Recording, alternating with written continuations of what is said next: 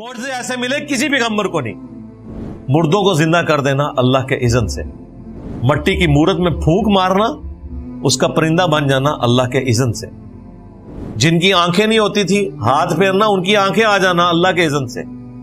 यार क्या medical science, क्या कोई बड़े से बड़ा करतब करने वाला बंदा कुछ भी नहीं कर सकता जो अल्लाह ताला ने क्वालिटीज ईसा इब्न मरियम को दी थी।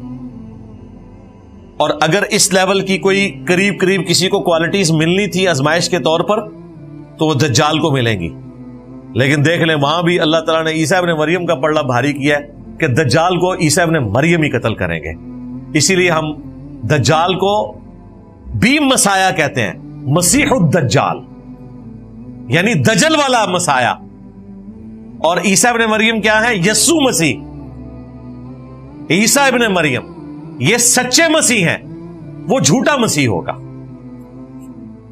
वो भी खेतियां उगा रहा है, आसमान से बारिश नाजिल कर रहा है। और ईसा इब्न मरियम को भी अल्लाह ताला ने क्या मोज़ात दी हैं, मुर्दों को जिंदा कर रहे हैं अल्लाह के इज़्न से।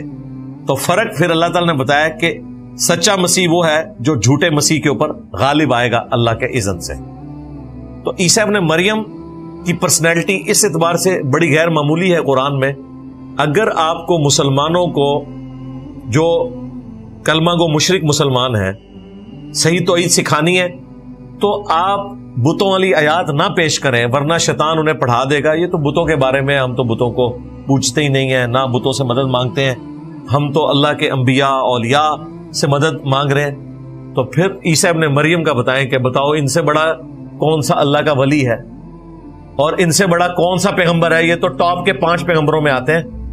अगर इनका ये स्टेटस अल्लाह ने क्लियर कर दिया है तो भाई फिर समझ लो बाकियों के बारे में तुमने क्या अकीदा रखना है। और फिर अल्लाह ताला ने यह भी परवाह नहीं की कि इतना मेरा करीबी बंदा वजीहन फिर दुनिया वल आखिरा, दुनिया में भी अल्लाह के हुजूर वजाहत वाले और आखिरत में भी व मिनल मुकर्रबीन, और करीबी लोगों में से होंगे।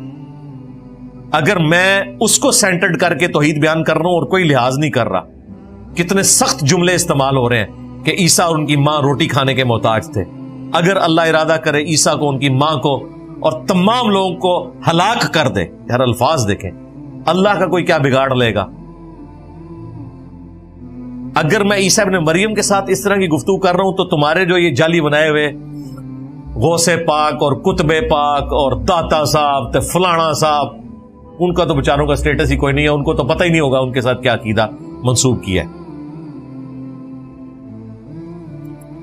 तो ये जो पहली कमांड थी मैंने इसके ऊपर तफसीलन गुफ्तगू की, इय्याका नअबुदु व इय्याका नस्तईन। इबादत अल्लाह की होगी जो अल्लाह के फजल से सारे मुसलमान कर रहे हैं। इबादत की सारी शक्लें, नमाज, रोजा, हज, ज़कात, नजर, न्याज। मुसीबत जो सारी आई है वो इय्याका नस्तईन की वायलेशन में आई है कि दुआ इन्होंने उन हस्तियों से मांगनी शुरू कर दी। लिहाजा उम्मत मुहम्मदिया सल्लल्लाहु अलैहि वसल्लम को बाकी उम्मतों पर यह फजीलत हासिल है कि यहां वो उरिया शिरक नहीं आया जो अगली उम्मतों में आया था कि रसूलुल्लाह को अल्लाह का बेटा कह दें या डायरेक्ट बुतों की इबादत करना शुरू कर दें। नहीं, अल्लाह का शुक्र है ये वाला शिरक यहां नहीं आया। शिरक फिर ज़ात के हवाले से आज भी उम्मत मुहम्मदिया शिरक से महफूज है, लेकिन शिरक फिर सिफात के हवाले से कलमा गो मुसलमान भी शिरक कर रहे हैं। इसलिए कुरान में जगह जगह जिस चीज के ऊपर ज्यादा एम्फसाइज हुआ वो ये है कि दुआ सिर्फ अल्लाह ही से करनी है। इसीलिए हम तौहीद पे जब भी बात करते हैं तो फौरन बात ले आते हैं दुआ सिर्फ अल्लाह ही से, क्योंकि मुझे पता है कि मुसलमान जितने भी हैं वो सब अल्लाह ही को सजदा करते हैं, नजर न्याज भी अल्लाह के लिए करते हैं, रोजा भी अल्लाह के लिए रखते हैं। मुसीबत खड़ी होती है जब वो गैरुल्लाह को मदद के लिए पुकारते हैं। इसलिए हमने जब भी शिर्क को एड्रेस करना है तो दुआ सिर्फ अल्लाह ही से इस टॉपिक को एड्रेस करना है, तो इंशाअल्लाह ताला मामलात क्लियर हो जाएंगे।